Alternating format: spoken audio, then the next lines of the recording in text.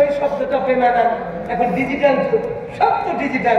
মসজিদ ডিজিটাল, মুসল্লি digital, মুতাল্লি digital, মুক্তাদি digital, মাদ্রাসা digital, হুজুর ডিজিটাল, ছাত্র ডিজিটাল, স্বামী ডিজিটাল, স্ত্রী ডিজিটাল, ডিজিটাল কবরস্থান ডিজিটাল, সব ডিজিটাল ডিজিটাল ডিজিটাল ডিজিটাল করতে করতে করতে 41 করে করে নামতা পড়তে পড়তে ফুটটুস আর নাই। কথা গান ঠিক করে না ঠিক করে এই ডিজিটালের দোহাই দিয়ে যা করছে। আমি আমার বন্ধুরা রাজনৈতিক বক্তব্য দিতে পারি, আমি রাজনৈতিক বক্তব্য দেবো না।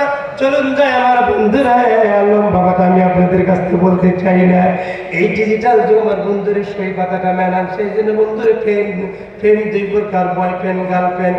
বিটি প্রতিদিন বা বন্ধুরে বান্ধবীকে নিয়ে আসে, হঠাৎ করে বাবা একদিন টাকা দিকে বিটি চলাফেরা ভালো না।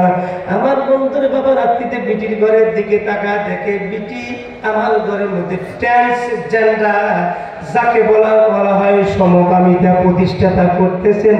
সমকামিতা অনেকে বোঝেন কিনা জানি না, মহিলা মহিলা জেনা করা।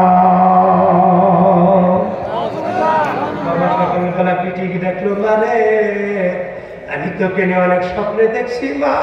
ও মা, আমি আমার জীবনটা এখন বিসর্জন দিয়ে দিলাম, আমি দ্বিতীয় জায়গায় বিবাহ বন্ধনে আবদ্ধ হইলাম না মা। আমি তোকে স্টেবলিশ করার জন্য, সুশিক্ষিত করার জন্য দেশে নিয়ে আসি। আমি দেশ ছেড়ে নিজের হুকগুলো মিলান ইমান, দেশপ্রেম ইমানের লক্ষণ, জন্মভূমি ছেড়ে উন্নত দেশে ঢাকায় আসলাম মা রে। আমি গতবার যে দেখছি মা, আমার চোখটা ঘুষিয়ে আসছে মা, তুমি ওই পথ থেকে ফিরে আসো। বিটি শয়তান এমন ভাবে তাকে বর করেছে, বিটি কয় আমার বাবা তো আমার পথের কাটা হইয়া গেল। বিটি এখন রাত্রি শুয়ে শুয়ে চিন্তা করে কি করা যায়। হঠাৎ করে বুদ্ধি আসলো, একটা ট্রিটমেন্ট চাইতে যাইয়া বাবার জন্য অচেতন ওষুধ কিনলো। বেশি পাওয়ারের ঘুমের ওষুধ বাবাকে খাওয়া দিলেন দুধের মাধ্যমে। জনম দুঃখের পিতা শুয়ে আছে বন্ধু।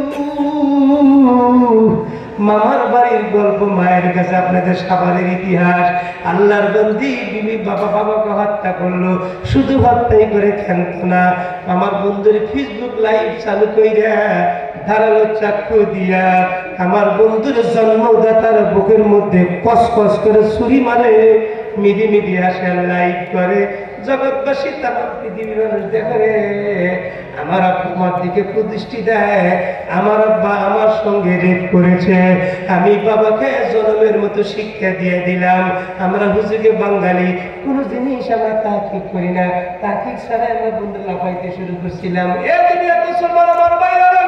যখন প্রশাসক মহিলাকে অ্যারেস্ট করলাম, যখন তাকে দিন থেরাপি দিলেন, যখন থেকে আমার বন্ধুরা রিমান্ডে যখন তাকে পেশাব কিক করা হলো, অমনি সব সত্য ঘটনা বলল। স্যার, আমার বাবার মতো একটা ভালো মানুষ পৃথিবীর আদালতে নেই। আমাকে স্টাবলিশ করার জন্য, সুশিক্ষিত বানানোর জন্য বাবা আমাকে ঢাকায় এনেছিল। ও স্যার, আমি ভিডিওতে যা লাইভ করেছি সব মিথ্যা কথা, আমার ভুল হয়ে গেছে, আমাকে সাজা দেন। সেই জন্য বলছিলাম বন্ধুরে, এই বাংলাদেশ নিজের কলিজার টুকরা সন্তান, 5 বছরের বাচ্চা, স্বামী বন্ধুরে বিদেশে থেকে প্রবাসে থাকে, প্রবাসী ছেলেরা কত পরিশ্রম করে টাকা পয়সা পাঠায় দেশে বন্ধুরে।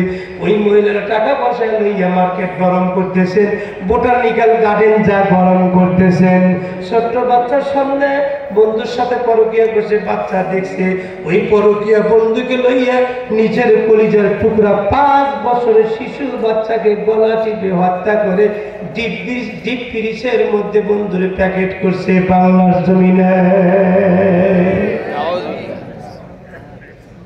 আল্লাহ পাক জানে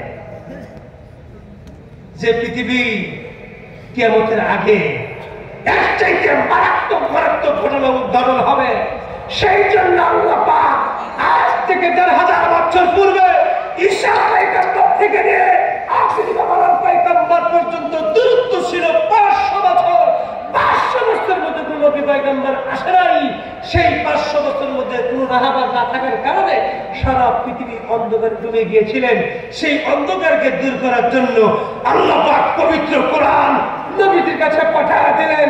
ওগো নবীজি, এই কোরআন শরীফ আপনি এই মিশন কোরআনের নূর তাম পৃথিবীর মধ্যে প্রচার করেন, সব জাহেলিয়াত অন্ধকার আমি আল্লাহ পাক দূর করে দেব।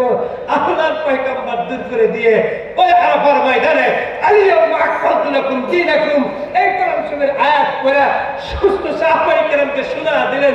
সাহাবীরা রে, আল্লাহ পাক আমাকে যে কোরআন শরীফ দিয়েছিলেন, এই কোরআনের আলো, এই কোরআনের নূর আমি কি তামাম পৃথিবীর মধ্যে কোনায় কোনায় পৌঁছাইতে পেরেছি? সমস্ত সাহাবায়ে কেরাম এক বাক্যে জবাব দিলেন, নবী গো, আপনি তামাম পৃথিবীর মধ্যে কোরআনের আলো, কোরআনের নূর তামাম পৃথিবীর কোনায় কোনায় আল্লাহ পাক পৌঁছায় দিয়েছে।